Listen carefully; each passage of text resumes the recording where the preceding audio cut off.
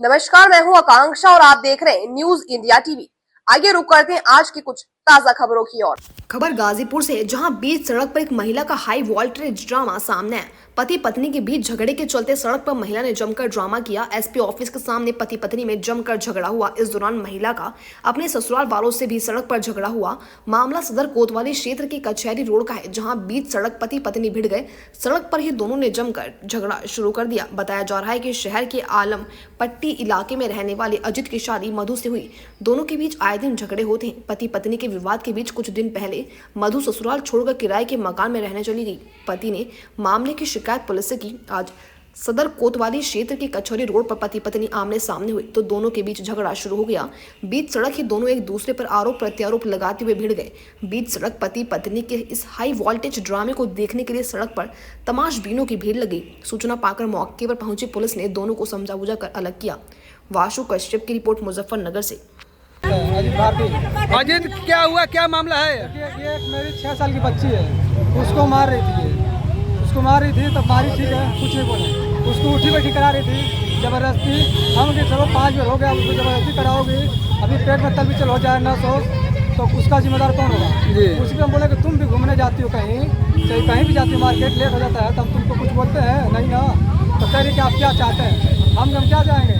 अरे तुम यही करोगी, झूठ तो अपने मायके जाओगी। तो तुरंत अपने दीदी को फ़ोन किए, इसकी दीदी आई, फ़ोन की, कह रही कि दीदी हमारे हैं। हम कह रहे तुम कैसे जाओगी? हम जब तक याद नहीं तब तक तुम जा ही नहीं सकती हो। हम जा रहे हैं लगी इसी तरह कपाल लगा के लगा दी ना, इस तरह सर लगाने लगी। इसके बाप कौन है?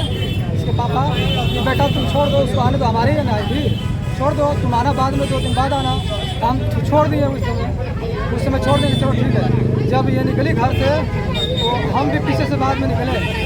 फिर पता चला कि फ़ोन किए कि नहीं, पहले ढूंढे, कहीं नहीं मिली, ढूंढ के चले गए घर। फ़ोन किए इसके बाद तो वो कह रहे हैं कि हमारे यहाँ अभी अभी नहीं किए। हम क्या में आप बोले हैं कि छोड़ दो, हमारे यहाँ आ रही है, तो वहाँ नहीं गए तो कहाँ गए?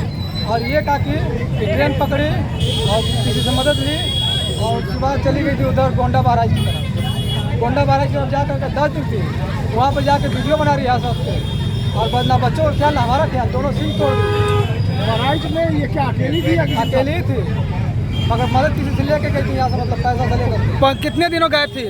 हो गया इसको आज 12 दिन। आज यहाँ पर कैसे पहुँची है? दिन आई वहाँ से। तो आप लोग को मालूम था कि आएगी? लोकेशन पर जब नंबर डलवाया, जब सबको परेशान करने लगे तो जिससे मदद मांगी थी उस पर जब फ़ोन गया वो इसको फ़ोन करके बोला कि हमारे फ़ोन आ रहा है, हम तुम्हारा मदद किए हैं, हम तुम्हारे मदद में फंस गए। तो ये हमारे फ़ोन की कि आप जाइए, केस वापस लीजिए। हमने कहा केस वापस लें, तुम पहले वापस आओ तब तो वापस लेंगे थे। तो ये बोले कि ठीक है हम आ रहे हैं, हम कल आ जाएंगे। ठीक है, हम कहें ठीक है कल आ जाओगे ना, हम केस वापस ले लेंगे। पकड़ी। क्या नाम है आपका? मधु जी, क्या हुआ था, क्या मामला होता? आज पूरा है ड्रामा हुआ है यहाँ पर पुलिस ऑफिस के पास, आज मामला क्या था? लड़ाई झगड़ा हो रहा था आप लोग? ड्रामा कुछ नहीं था सर, फैमिली मैटर था बस जी। आखिर इस तरह की नौबत सड़क पर क्यों आ गई? जैसे कि फैमिली में झगड़ा चला पति पत्नी में, थोड़ा बहुत नोक झोंक हो गई।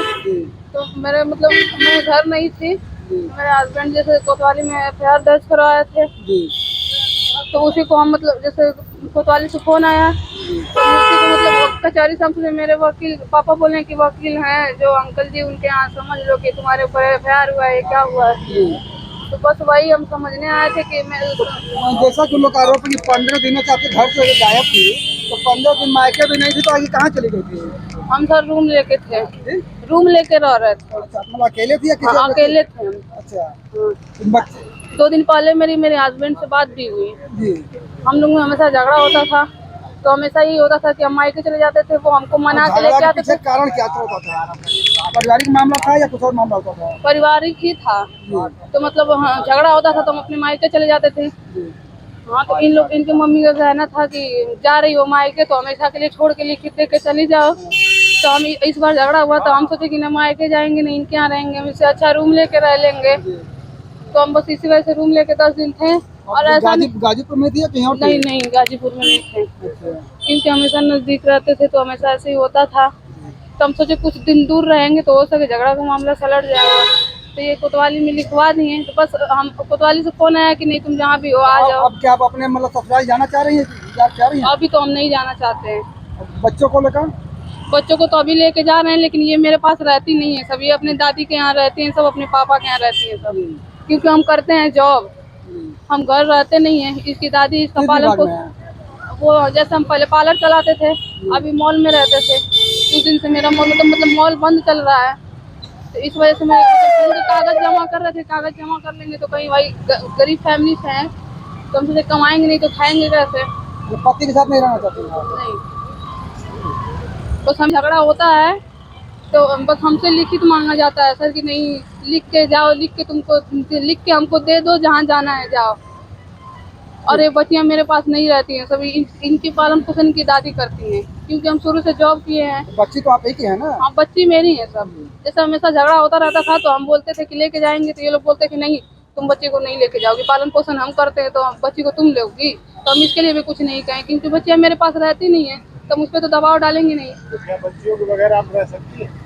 रह तो नहीं सकते हैं, लेकिन देने के लिए तैयार भी नहीं है लोग। हम अभी ले जा रहे हैं, लेकिन वही बात आएगा जाने के बाद भी। अभी ये बोल रही है कि नहीं दादी के यहाँ जाएंगे, जाएगी घर रात भर रोएगी। ये दादी के यहाँ अपने प्रॉपर सोती है, ये मेरे यहाँ थोड़ा बहुत रात में सोती। ऐसी हर छोटी बड़ी खबर को जानने के लिए देखते रहिए न्यूज इंडिया टीवी। फिर मुलाकात होगी कुछ नई खबरों के साथ, तब तक के लिए नमस्कार।